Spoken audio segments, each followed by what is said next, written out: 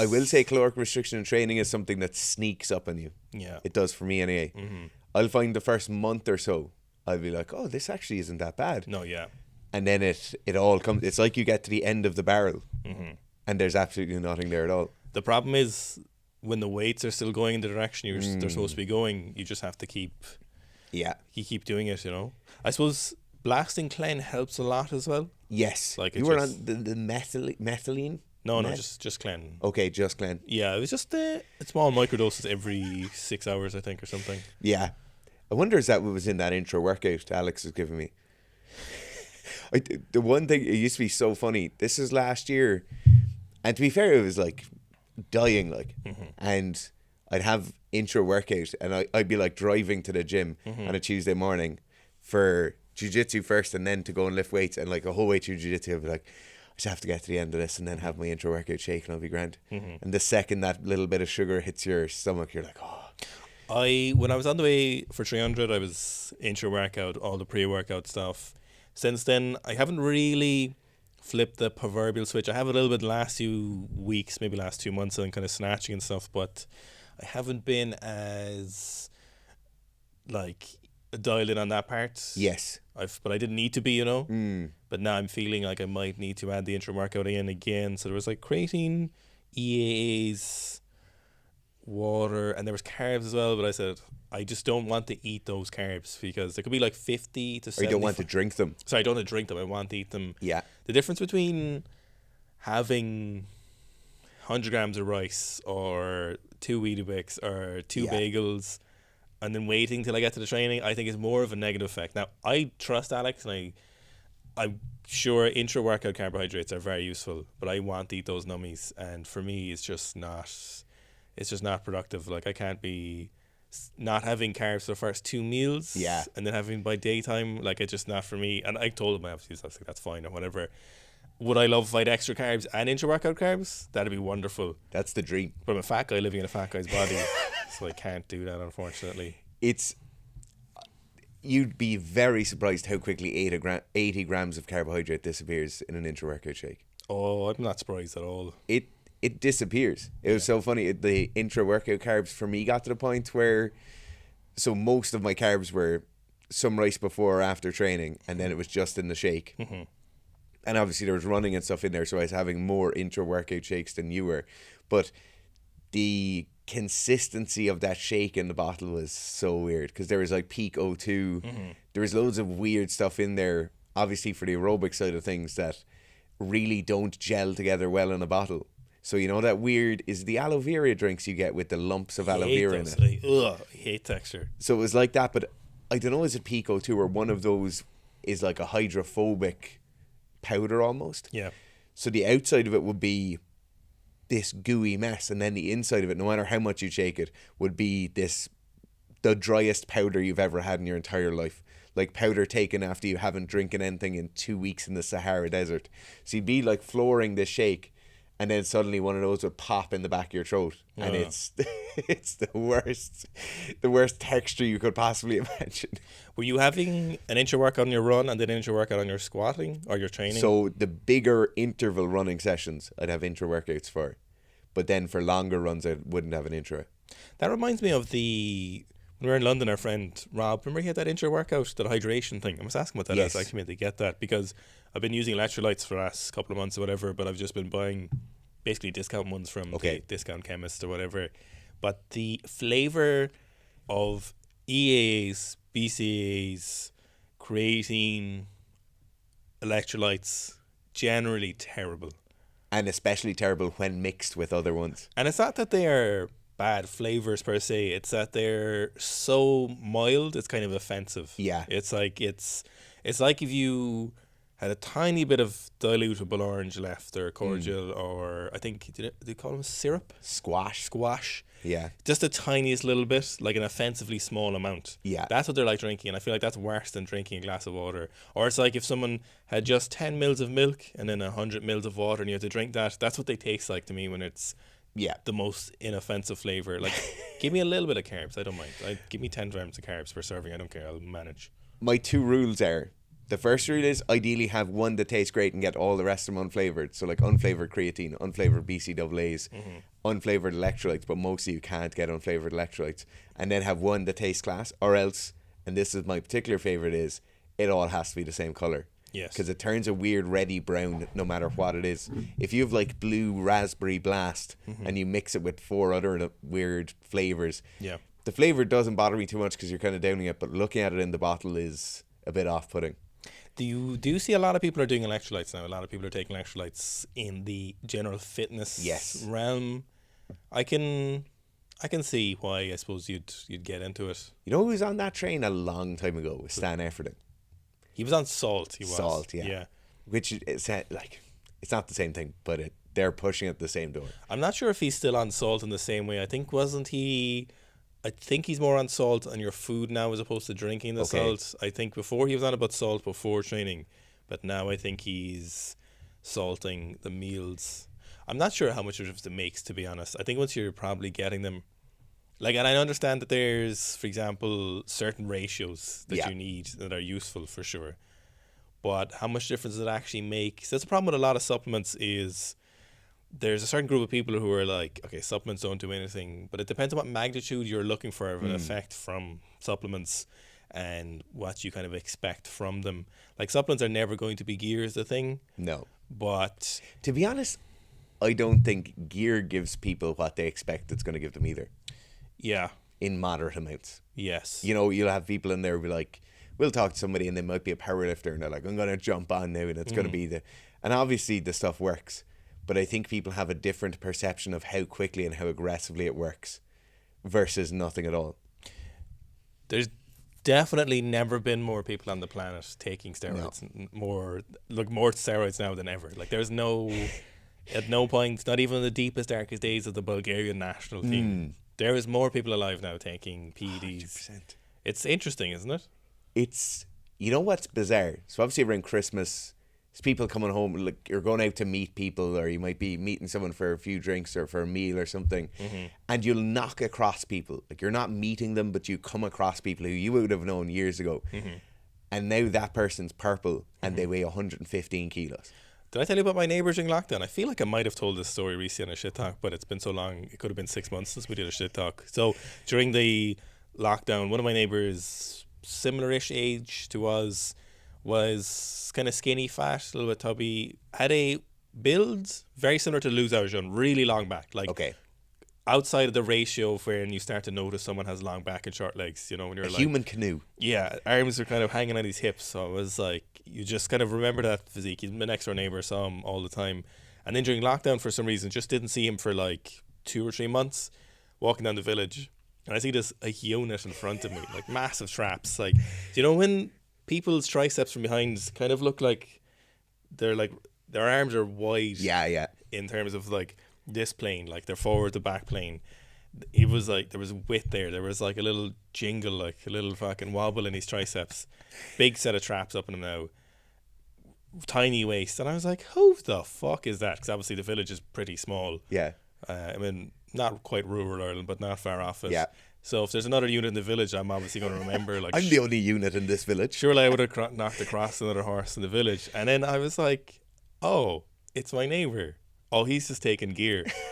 And then, like, say a year later, he'd obviously stopped taking gear or whatever. But in fairness to him, he didn't regress to his old state. He definitely stayed going to the gym and stayed consistent. Not quite as offensively massive on the street, but it was really noticeable because it just went from, like, never went to the gym before to, I assume he just went straight to the gym and someone was like, or maybe he'd been going to the gym, wasn't seeing a lot of positive results before. I don't know him. I just say hello to him or whatever. Yeah. But then clearly at some point someone had been like, this will make things different. And it did, in fairness to him. Oh, it definitely works. It definitely works. It's banned for a reason. It's yeah. No, it's one of those unusual things here. Like, oh. I feel like it's time away. Yeah. Is the only time you see those. Like, I can think of 2 or 3 examples from this year of seeing people and being like, whose horse is that? Mm-hmm. You know, like, just an absolute crazy transformation, which is, look, to each their own. We're not going to talk smack on anyone here, but it is funny when you see it and you're like, I know exactly what's happening here. Everybody else is saying how great it is, and you're doing high rocks or whatever it is. Yeah. You could shove your high rocks up your hole. I know what's going on here. But you know, there's this kind of perception that even in weightlifting, but you can see in track and field that gear was better before. Like there was purer gear before, which isn't true. And there was more people on gear before. And then people say things like, oh, if only Carlos lived then, what would he be lifting? You know, and you're like, okay. Or, you know what, now, there's never been more people running sub 10 seconds in 100 meters in the same race at any point in history. Yeah. I think it was one of the recent races, there were so many people running 9-something. Yeah. Like, the technology available to people and PEDs now is so far beyond. Maybe things politically are a little bit harder sometimes for people. Yeah. In terms of testing. But maybe, like, as an average, it's probably harder. So the average number of people who have a political avenue to take gear, I would say, is probably harder in certain sports for certain countries. But the technology available to people, the gear they're using and the ways they're using it, you would not believe. That's light years ahead. It's does not compare. Even so, Phil Knight's book Shoe Dog. Yeah. He was obviously a good miler or 1500 meter runner, and he talks about the amount of people in the US running sub 4 minutes in the mile. Mm-hmm. It's a handful of people, right? Around the world, it's a handful of people. Back then, they basically all know each other on first names basis. Like it's a very, very small group. The amount of people running those times now is absurd. It's like the sub 10 second in the 100 meters. Yeah.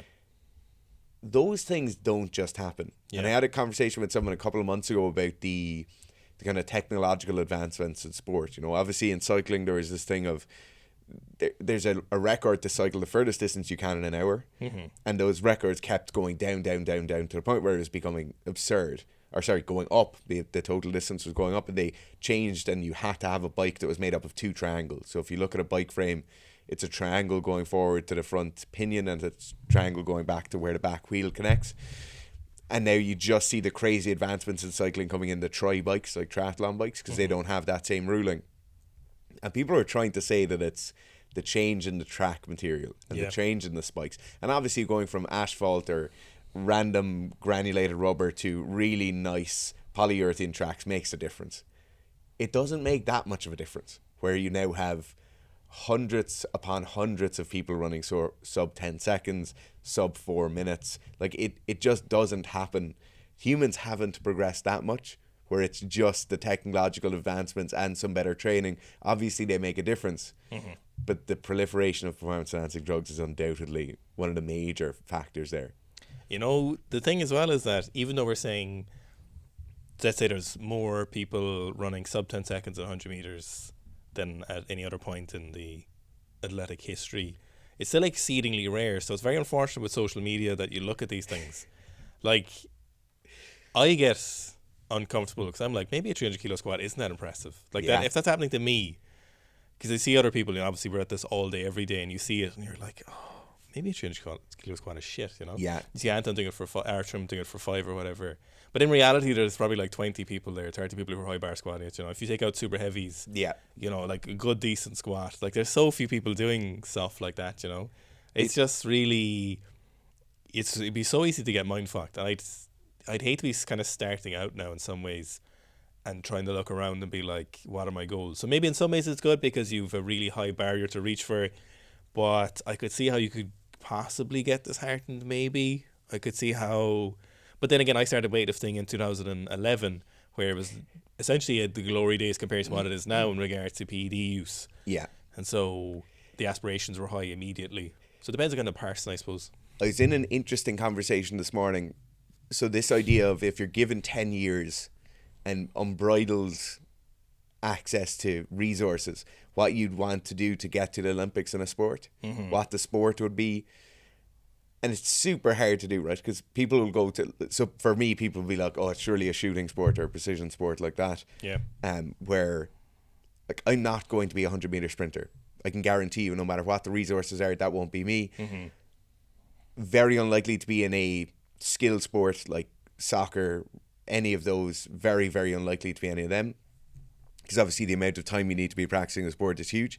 So then it goes to, what would the sport be? And I was like, oh, it'd probably be trying to squat something heavy and run a fast mile pace, you know, or maybe change that event slightly. And the lads were like, oh, actually, we've already failed it 3 times, you know. Like, but then you think about the amount of people who got to that level of like a 5:15 mile and over 500 pounds in a squat, and that's a very small group of people. So it gives you such a tainted perspective of like, oh, I failed this thing so many times, is there any point in doing it again? And you're like, oh, only 3 other people have done it. Yeah, it's something it'd be interesting to see, you know, when you put the perspective on the mile time and the squatting time. The squat is far more rare than that mile time. That's the thing, you know. And then obviously the combination of both of those is exceedingly rare, given that so far only, a handful of people have done it. I think the squat is so much more rare because you need to change your physiology so much more to squat that heavy weight. Yes. There are people who, through playing sports and generally just kind of tipping away with training and really good genetic profiles, will run a sub 5 minute mile pretty easily. But that's what you basically did when you were a teenager, wasn't it? 100%. You just go to sport, do your normal training, and you'll be able to run that. There's no sports in the world where you're going to training normally and squatting 230 kilos. Unless you're doing a strength sport like powerlifting or weightlifting. Like there's very few rugby players at 17 or 18 who'll be like, oh yeah, I'll do 230. Fergus Crawley used to play rugby and then he went and played powerlifting. It sounds so weird to say, playing powerlifting. Sounds so demeaning. Yeah, it does, doesn't it? But in fact, rugby is more of a legitimate sport. I'm joking. So he played powerlifting then, and then he did the challenge. Yes. Adam Klink was always CrossFitter? Just a freak CrossFitter. Do you know what he was doing before CrossFit? I don't know. I feel like Klink was on the scene for so long in CrossFit that's almost his backbone. I assume, being American, he probably played football and baseball, but I don't know. He's a very good mover. So, wait, there's only 2 people have done it, so... No, a third guy did it. Yeah. Jack Driscoll? I will say Adam Klink, obviously for being the first, but in my opinion, the legitimacy of his squat is undeniable. That's what he was saying. He moves so nicely. Like Fergus, great guy. Yeah. Obviously, would be very happy to chat with him, and I'm sure he's a lovely guy, but he did low bar it, you know? And that's, it comes down to that definition of what that challenge is. Like if I was doing it... You're a squat snob, like. No, but for sure. 100%. You are. Like, you're, call a spade, you're a squat snob. Like, the good thing about the run is you either ran it or you didn't, and there's nothing you can do. It's the same distance, and the time is the same for everyone. Mm-hmm. And look, you can do track and spike or whatever, but it's pretty similar. But, like, Adam burying his 227 is very impressive quality of squat. It's bloody gorgeous squat, yeah. So for me, that's Adam's is... First, of course, is impressive, but the style of squat... I would be disappointed in you if you were low-barring it, I'll be honest with you. Yeah, I haven't low-barred I'd be glad you failed it that many times if you were low-barring it. I'd be kind of glad. I'd be secretly... I would hate... For some strange reason, we've become a squat-centric company. If we don't. Yeah. Well, no, like, a lot of people... We had 70 people squatting in the same room a few weeks ago. Yeah. Or 55 or something. And I think it's fair to be squat snobbish about that. Mm-hmm. But it's such a strange challenge. As I'm years and years into it now, it's something that has grown more on me, and then I've grown to hate it, and then grown more on me again. But it'd be interesting to see an event like that. I know Klink is traveling around the world basically for a shoe company running those events. Oh, is he? I know. Is it for Rad or someone? Rad, I think. I think our friends in the UK from Ascension Training went and did a Rad event. And it was Klink they were organising it with. Oh, okay. Which is interesting. It's a cool to do a challenge like that and then just travel around the world holding squat and run events. Does he still do things like that? Is he? I don't know. Is he still training for that kind of thing? The last time I saw him, he was still in very, very good nick. Did you see someone else has set up a competitor at the CrossFit Games? I think they're calling themselves like the World Fitness Association or something. Oh, really? Something similar like that. I don't know if any big names have signed up to it, but I think. I would have to imagine, we were saying this all of definitely this year and last year, but certainly since the events of this year, things are ripe for someone to come along. I would have thought Rogue would have been a really prime person because their competition is big, well run. You have a name, they seem to pull things off. So it's, But I'd wonder, is there any loose association? Is there any kind of I think Rogue have a very strong association with CrossFit. But it's not like they'd be burning any bridges per se, but maybe they wouldn't want the burden of that. Maybe they wouldn't want to be like getting involved. See, the big thing with that is the money to set up that kind of competition. It's not like a jiu-jitsu competition where you're just renting a stadium, you're playing mats. Like obviously you need medical professionals, you need loads of judges who know what they're doing. Well, they know what they're doing. Yeah. You need all the equipment, like installing a rig. I know. Also qualification, like months in advance, you're doing online qualifiers or smaller competitions leading into it. Mm-hmm. That's a logistical behemoth. And the amount of money you'd probably want to attract people. I know the games hasn't gone up too much. It's something like 300,000 or so. Okay. Which is pretty good money. But when you think about it, Tia's taking it from the girls every year there until she had a child, and she took it again last year, didn't she? Yeah. So, or is it she back now again this year? Like only two people are earning that money, you know? Yes. So what are the rest of them doing? Like, is it all sponsorships? I know you get a little bit of prizes. There's other competitions they're doing. I don't know what it is. Yeah. Because like some people make phenomenal money off influencing online, off discount codes, off brand affiliations. But it's a tough gig, you know? Yeah. And there's not an unlimited market out there for that. If you're pushing weightlifting shoes and somebody else is pushing a different shoe and somebody else is pushing a different shoe. I think it was different maybe a decade ago when you had Gymshark. Mm-hmm. And Gymshark was the major one, or MyProtein was the major one for athletes or whatever. And once you kind of got on one of those contracts, you were rolling and good. But there's so many different contracts out there now, and I don't think they're offering amazing living money for everyone. You know, I don't think every one of those CrossFit Games senior men competitors are making an amazing amount of money off their discount codes or their links or whatever it is. Are you following that thing, that Chic squat challenge? Did you see the thing? Yes. Remember someone contacted us about that a few months ago? Yes. And obviously it's fake, like. Yes. I don't really know. I don't think it's possible for anyone to do that challenge, but Mitchell Hooper's doing it. Is he? Well, he said he's training to do it. Has he done something close to it? No, it's fake. Like, no one can do that. It's not real. Alexander Bromley made a video about it. About how it's fake? Yeah, he was like, no one can do this. This isn't real. Like, no one. No. It's ludicrous. It's like 600 reps. It's insane. It also is, it goes beyond entertainment value for me.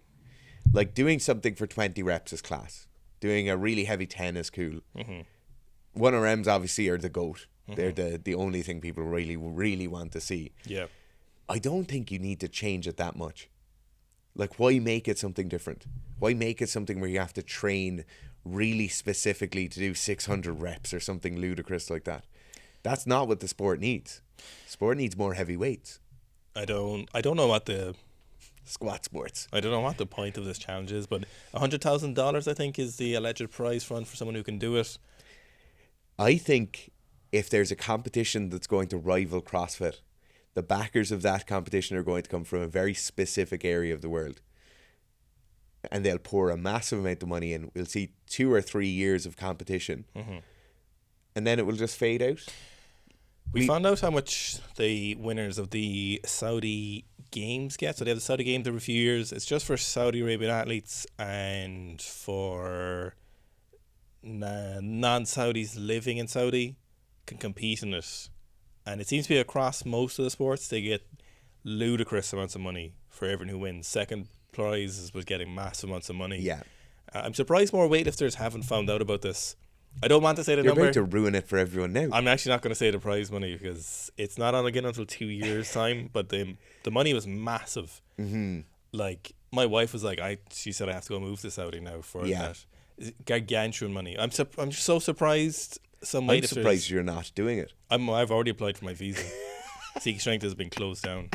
But I don't know how someone else hasn't found out about this and gone and competed. Maybe they're really strict with who. I was just about to say, I think particularly if the person is clearly doing a money grab, things will probably be made exceedingly difficult for them. Well, unless you're advertising it really well, which I think Sika Strength should reach out and say, we'll come and watch and do some videos. And you're going to enter secretly. Is that unethical money though? Schmo and Murphy. Is that the problem? Is that sports washing? Like, I mean, at the end of the day, Owen and Dara have to fucking eat too, you know. We've got to make some bread. Lads, I've never been so close to burnout as I was last week. To the point where I felt bad saying that term, but I was like on the ropes, like. Yeah. You just take such good care of yourself, though. It's kind of surprising that would happen. Yes. Yeah, and I need to start saying no more. I've been telling you that for years. I know. Yeah. This is the biggest gap between YouTube videos in years. Is it? Yeah. We haven't gone more than there hasn't been a 3-day space between videos in a long time. Yes. So I don't know if we didn't purposely take the time off, but we were just kind of the way Christmas fell this year. Yeah. Probably most people this year had like 10 days off. Well, everyone was saying to us, like, why are you going into the office? And we were like, I have to. Yeah, I was getting in trouble on the 23rd. I have to go into work. Yeah. No one's going to do it. I was getting in trouble this morning as well, actually. No one's going to do it for us, like. No. Like, there is no one else here. Isn't there a weird... It's just the two boys. And Shaz. Well, no, and Shaz, but I'm saying in the office. Like, oh, yeah. There's nobody making the videos and putting the videos up. No, that's the problem. So there's people running the app, or, well, the software company. Yeah. Or softwaring the app. Yeah. Shaz is our admin.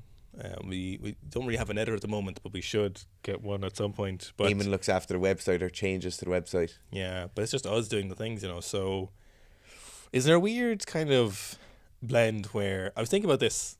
It's not a negative. It's not like a con, but it is interesting. So when you have a real job, when you work for other people or whatever, and like the Friday before Christmas. So let's say most people are off most of this week and Christmas was Wednesday. Last Friday, you get this great feeling of relief. But then you're like so excited about Christmas because you have time off and you're thinking about how many days you have off. But the reality is you're only excited because you hate your job so much. You hate being in that environment that you're looking forward to the break because it's so poo. Like, it's so terrible. Like, it sucks. You know? Slam the door behind you. It's like Fridays don't feel like any different day now. Every day of the week feels very, very similar. And it's only because everything's cool, you know? Everything's chill.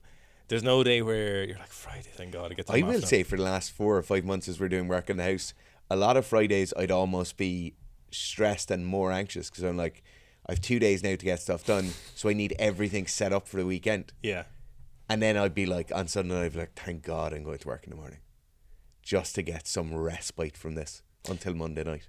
So I saw a survey in the paper, now this is purely reading the headlines here. Right. But it said I love it. 1/5 of homeowners were thinking about moving abroad because of the cost of living. 1/5? Yeah. Surely not. This is of surveys, so I just read the headline. I was just, as I was walking past, I was like, oh, I've read it quickly, but I didn't delve into it. But like, is that a soundbite? Is that a grabbing statistic, you know? Yeah, like, did they... If you think about it, how many people do we know who don't live in Ireland anymore? Yes, there's a lot of them. A lot of people our age who aren't gone... They're not gone permanently, but they're semi-permanently living Most abroad. Most of them are permanent, I think. No, I mean, like... They want to come back, but they want to come back in 5 years. None of them are coming back. They're never coming They're not coming back. Yeah. All the people we're thinking of, none of them are coming back, except for one of them maybe. Yes. And I think he's going to be gone again after. Yeah. It's strange, isn't it? Do other people... Of people in other countries, is it like this in the rest of Europe per se? I think Ireland's particularly good at exporting people. We've been doing it for years. There's more Irish people living not in Ireland than there is in Ireland. We're a small little place and we just breed people. Do you know... No, we're fucked as well. All our reproduction rate is falling. Oh, yes. I think we're the least worst in Europe. I think we're one of the least worst. Class. Do you know, surprisingly few Americans live in Ireland and Australians. Very few. Very few. I think it's very difficult to get a visa to Ireland. Yeah, that definitely is a thing. But also I think the Irish mentality might be difficult to shift into if you're coming from a different country. Like if you're coming from a highly organised country like Germany or Japan, their economies moving to Ireland is going to be very difficult. Nothing will work. Nothing will be on time. Mm. It seems like things are set up against you. And also if you're coming from a country where people generally might be more open or more pleasant to each other, that could be difficult as well. We do have a lot of failings as Irish people. We do have... I love it though. Yeah, like there is... We do ruin it for ourselves a bit. We have a thing in Ireland known as Mayfaining. So, or Mayfainer. It's basically... It's not really a good literal translation, but it means kind of like... You're about yourself, basically. You're like... Yeah. You're owning it for yourself. And that's true in some ways, but in other ways it's not true at all. I think as well, it's hard when you're online where people are giving out about being Irish, but we do have foibles, like we do have flaws, and we do fuck ourselves like that in some scenarios. Like the big contrast for us was, when you're in Japan and no one in the street is shouting. Yes. I'm not saying that actual cultural thing is something we'd want to import to Ireland, but it is a symptom of no one's throwing rubbish on the ground. Like if it, they're not shouting. Now I know you get to 2:00 in the morning and people are hammered or whatever, and it's very similar. But there's definitely things where people are giving out about this in the recent election as well. So we didn't even get the vote, so we were way out of the country. But people are giving out that if you vote for the same, you get the same. But I don't think it's a political thing. I think it's a cultural thing. Oh, I think many of those failings are very cultural. Like I don't think the government can really control the cost of living in this country. Because most countries are going through it. It's a global thing. I don't think our government can have any meaningful impact, and I mean that because they're probably pretty useless. But like the transport, the healthcare system, like it's definitely a political issue, but it stems from a cultural thing. Like we are the way 100%. We are. Like a great example of this in a microcosm is like people's individual views of a small business, or of you going out on your own and working for yourself. In many countries around the world, that's like heralded. Yeah. There's not a person who's Irish in the world wants to call themselves an entrepreneur, because that is a dirty slur. But a lot of people think that, or people used to think this, is that you're just basically, you just go around expensing things. Like yes. 100%. You're getting 50 grand a month in expenses. Like you can just expense that and expense this and expense this. You know? Like if we get a pair of waving shoes, that's it. Like we're like, yeah, and like there's things you can do, Yeah. But people kind of have this idea, certainly in Ireland, is that you just go around just throwing out your company card. Throw it on the company card. Yeah. Yeah. That's completely different if you work for a massive multinational and you're in sales and you have a certain amount per month that you can spend on client relations or something like that, But those days are gone. Like it is something. I was talking to another person who he's been working the same company for 18 years, but he's been running another company on the side and they're doing incredibly well, and he's humming and hawing about leaving, and he's kind of on the way out, but he has kids and stuff. And I was talking to him and I was like, it's really hard to express to someone that there's no talk of you doing your own thing in school. There's no talk of that in college. There's no one who comes to you and is like, you don't have to do that thing. You don't have to just go and work for someone else. And it's a really hard thing to explain what it is I'm even talking about per se. I'm not saying you have to set up your own business, but there's more ways to live your life than doing that. Yeah. It's really, really interesting. But the problem, I suppose, is that in the institutions you're going to or the people you're talking to, they're in that same, I hate using the word system. Yes. But they're in that same cultural thing. Now, maybe the change and the pace, things changes too quickly for those things to manifest. And I know it's less likely when you're younger, but if you even look at it like hustle culture is something that's become massive, right? And people give out about hustle culture or whatever, but those people are trying to get ahead and they're trying to get wealth. Like it's unfortunate maybe in some people's view that money is incredibly important, and being big strong guys before would have been very useful, or being immune to the plague was very useful, but in 2025 making money is really useful for the quality of your life. Now is that fair or not? That depends on your social and political views and your economical views, but having more money makes your life way easier. And you don't get that from doing the usual 9 to 5. And I hate to be like everyone needs to start their own business, because you definitely can't. No, and I don't think everyone should either. But isn't it, I suppose it's basically what you're saying is like no one can help you live your life, really, I suppose, the thing there. But there's no even, I feel like America has a great culture like that we were talking about, where it's like doing your own thing is good.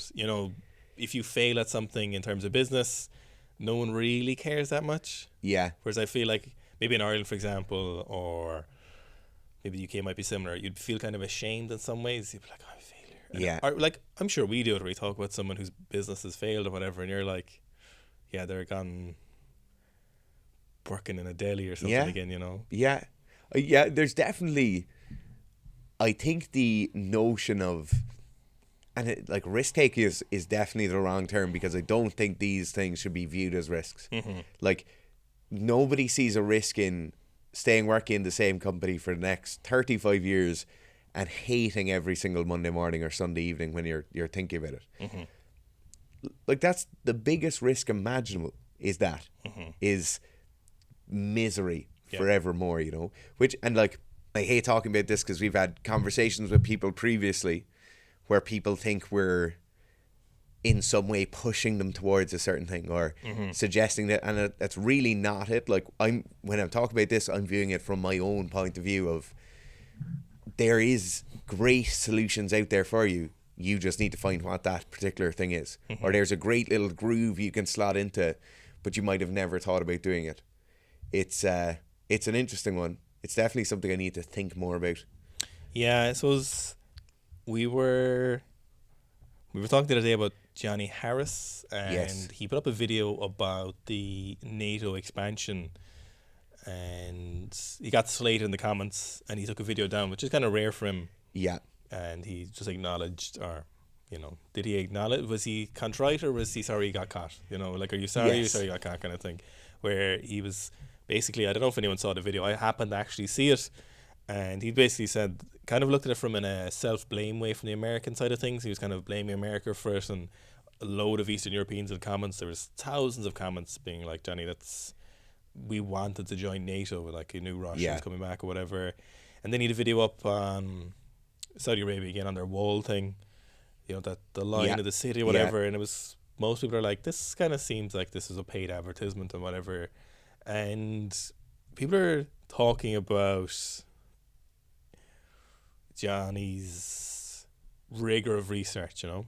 Okay. And talking about the way he goes about being a journalist, you know, and his sources and stuff. But maybe we just need to acknowledge that you just can't be an expert in multiple things. I don't necessarily think it's Johnny's a bad journalist, but being that kind of journalist isn't really possible. Like, to have surface level. No. Unless you're given years to write one article, you can't really expect someone to be so diverse, you know. And it's something people attack Huberman a lot for, saying he goes outside his realm of stuff, which may or may not be true of that, not necessarily commenting on that.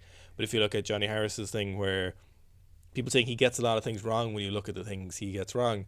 But if you looked at traditional journalists, a lot of the time you would have seen the specialist piece. You'd have the economic journalist, you'd have the sports journalist. And columnists. Yeah, but the columnists even then would be specialised in sport. You'd have your rugby columnist, you'd have your soccer columnist, you'd have your tennis. Like, you had people who were formerly players, maybe, formerly coaches, current coaches, and then they stuck to that avenue, and they were becoming a kind of a worthy figure to listen to in that regard. Yeah.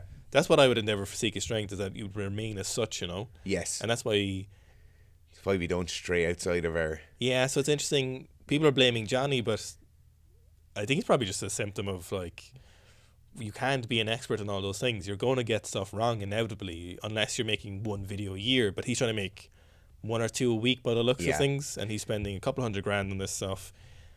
Like, maybe you just need to acknowledge that you just can't possibly report on things in a depth and assume that you're going to get them right. And I think it's unfortunate, because naturally, as normal people, you want to have a person out there whose opinion you respect, and a person out there whose style of content or style of delivery you like listening to. Like, I'd listen to Johnny Harris talking about anything. Oh, fuck yeah. Because the way he makes his points, the person he appears to be, everything, the quality of the audio is all stuff I like listening to. And then suddenly you're like, oh, sure, of course I'll listen to him about whatever, about the NATO expansion or whatever. But I'll keep consuming that content until which point it comes into a particular area of expertise that I might understand a small bit more, or that I'll read comments and be like, okay, this is clearly incorrect. And it's unfortunate, because you want to be able to listen to one person or one group of people and get pretty good data on it. Yeah. It's just, I think that's how people are kind of made. You want to be able to say, Owen Murphy understands stuff, so I listen to what Owen Murphy says. And then, like, Huberman's a great case of this, of like, you might like what he talked about when he talked about supplements or whatever it was, or sleep patterns, and he has to keep making content because he has products to sell and a personality to be growing online. He has to keep making content, and the natural thing then is that somebody will ask Huberman about training and programming, and he'll give his 5 cents on that. And that's, I think, it's a major fault in the online media side of things, is that it's very easy for people to stray outside their perceived area of expertise. It is perturbing, I would say, on the loosest sense of the word, where on the opposite end then, when we only stay in the realm of what we know we're talking about, and you'll have thought about something for the last 10 years, and you've done it with loads of different athletes of varying levels or whatever, or you've thought about this, and if you take something in weightlifting, for example, and you'll have just these fuckheads will come along, and you're like, let's say we take weightlifting, we take, I don't know, Carlos having not good technique, and every single coach and athlete you talk to is worthy of talking to will say, yeah, it's bad technique, and Carlos himself said multiple times it's not good. And then you just have these people come along being like, yeah, where's your European medal? And you're like, okay, yeah, that's a fucking fantastic counter argument, unbelievable, yeah, that's fabulous. Or we'll talk about, let's say the bench press being a great exercise. I don't even like fucking bench pressing. Yeah. But it's a really useful exercise. Like, I don't have any personal endeavor here where it's not like I'm trying to push big high bar squat on people, which is very useful, but like objectively the bench press is useful. I fucking hate doing it. I have no interest in bench pressing. The only reason I did it this year was because I broke my foot. It took me breaking 2 bones in my foot to go benching, whereas people will still grasp at this idea that we haven't thought of this avenue, and you're like, this is all I think about. This is all we think about all the time. This is all we do every day, essentially 7 days a week, to varying degrees. And every time you're not in the office, most of the time you're still thinking about it. Like, I get it if someone's coming at it from, I don't know, they've been a professional coach for 20 years or something. But if you're just someone who's recreationally doing these things, think for a second. I'm not going to go onto a welder's Instagram and be like, you're using a MIG welder for that? You fucking idiot. That kind of route. It really annoys me when most of those opinions are secondhand. Yeah.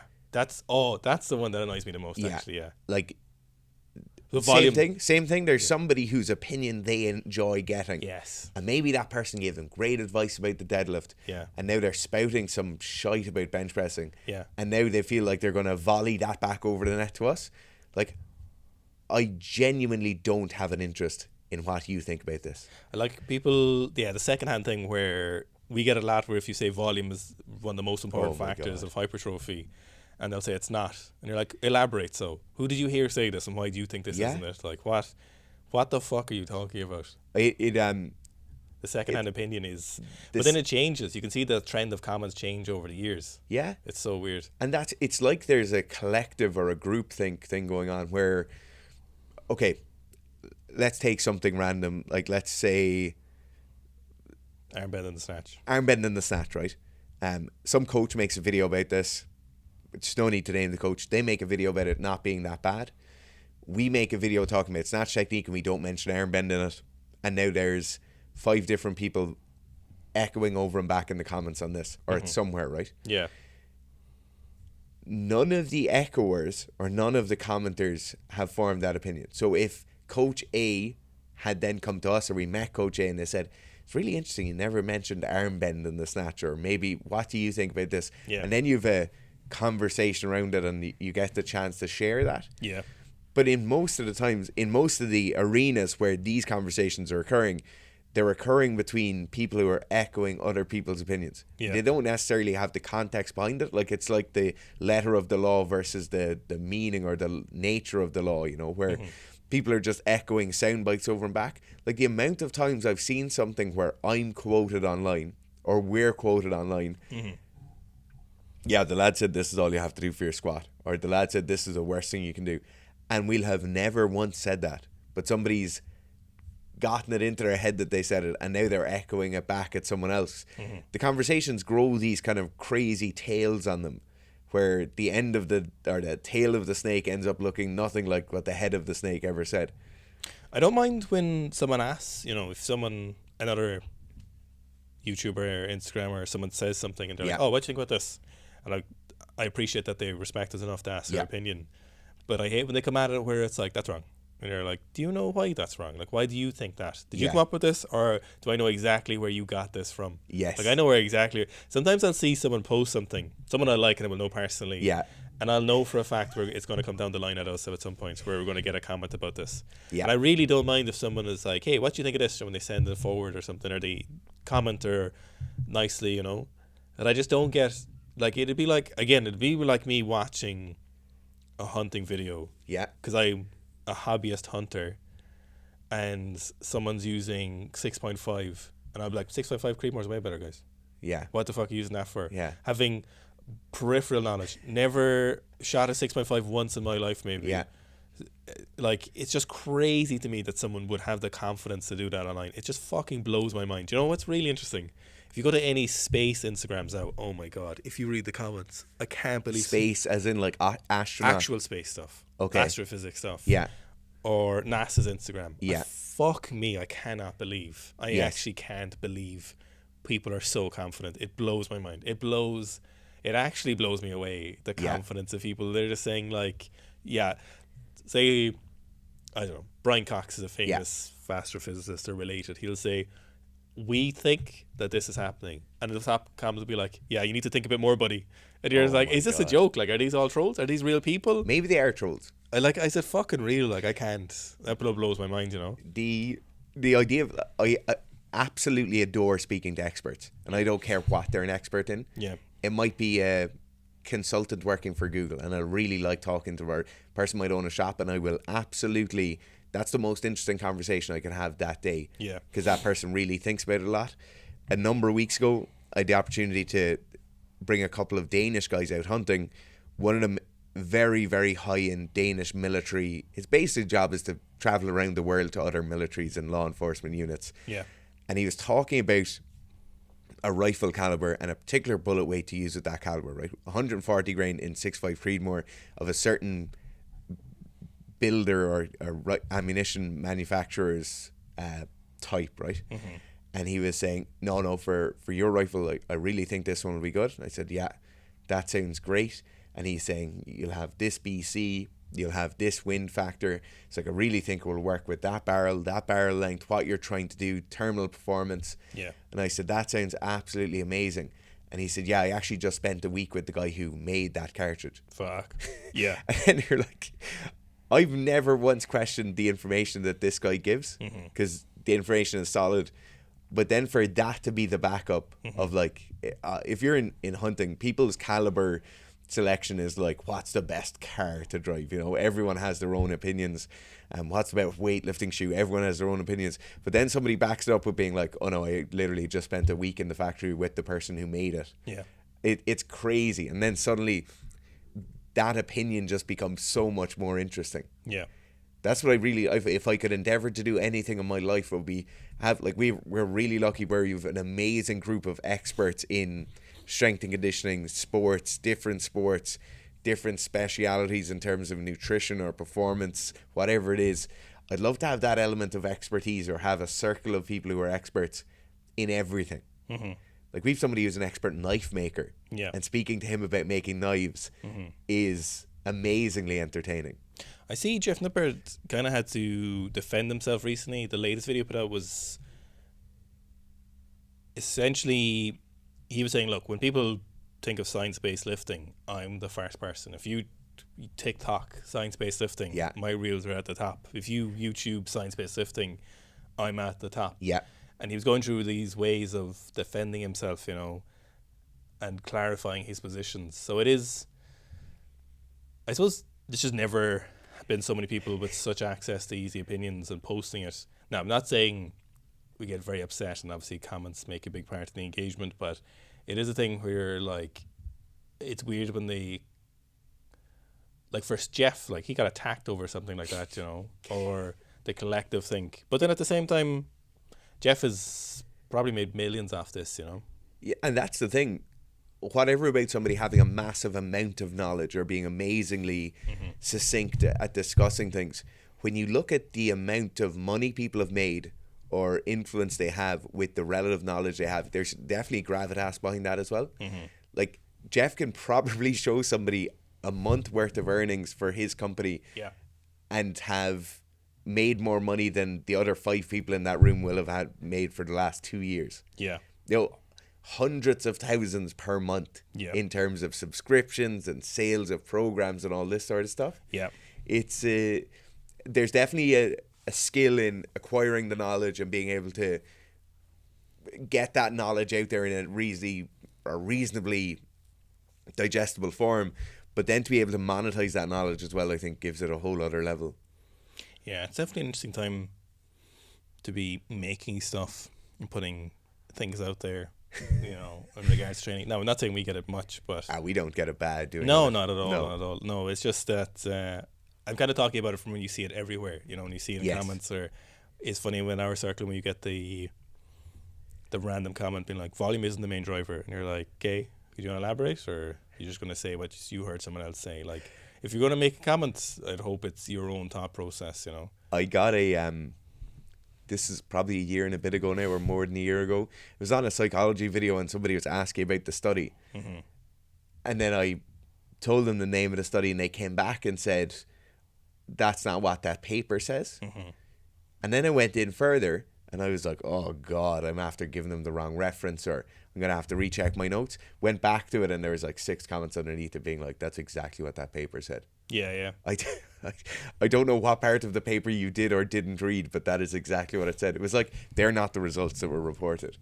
A weird thing that happens in the science-based kind of, basically bodybuilding, it's not in sport, yeah. No, it's not in sports, but a new paper will come out and they'll all just be like, yeah, this is the way it swings now, and someone will be like, I've been saying this for ages. Yeah. And the funniest part is, like, for me, the magnitude of gains in the difference of what they're arguing for it's so minuscule. Yeah, and then they're arguing over what the study actually meant and the implications of it. I think it's kind of fucked science-based lifting a little bit. Yeah, is because there's people who don't like it anymore just because of what it is. In terms of who is saying it, what they look like, how they present themselves. Like, it's become a bit more. Oh, I hate the word tribal, but it has, like, there's people who are anti-science-based lifters. Yeah. And then not because of the information or because of the science. Yeah. But how that information is portrayed. Or who did the research. Yeah. What was the research like? What did the person who did that look like? It is very, very interesting. I'm glad we're not involved in that. Yeah. But at the same time, that market is massive, so I think we might just become science-based bodybuilding. I made a reel, or recorded the reel last week. I don't know if you put it up yet, about the local maximums. No. Basically, in a lot of fields in the last 20 years, you can display a local maximum, right? Where an area of study is a really interesting argument to be made at the moment in the study of prevention and curing of one particular disease that kills millions of people every year, that they might have experienced a local maximum, and that all the money poured into that research of the treatment and curing of that disease may be going to waste due to the fact that the research has become hyper specific in one particular area, right? Mm-hmm. One particular method of fighting this. And this came from a completely different area of study, a completely different area of someone talking about economics. And there might be a local maximum going on in terms of optimizing business performance for economic values versus other values.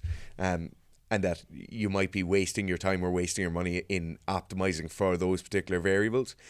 I think there is definitely an argument to be made that in certain spheres of sports science, we've experienced a local maximum. Yeah. People have hyper-focused and hyper-specialized into those areas. And, like, it's just how it's set up. I do an undergrad. I have a group of lecturers who inform me on that undergrad or educate me with my undergrad. I do a master's degree or a postgrad. I have a group of supervisors or lecturers who'll teach me and bring me through that. I'm also refined by ethics boards and general research boards that will say, no, we've no interest in that, or we do have an interest in that. And so there's vast areas that are a cast or a shadow cast on them because that's not what's been looked at before.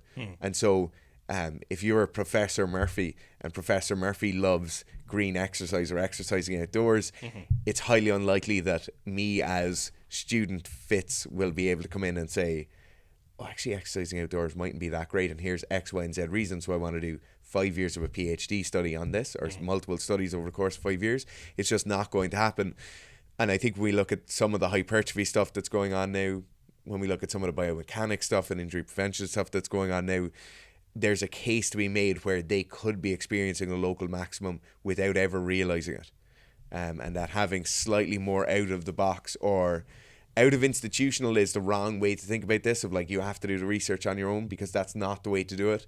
You need the bank of knowledge there. You need the rigor that an ethics board will bring to it. You need the actual money and capital to bring to it, where those studies will carry the gravitas that they need. But I do think you need slightly more variance in what gets studied and how it gets studied, rather than it being this idea of, we have one model of study, and that's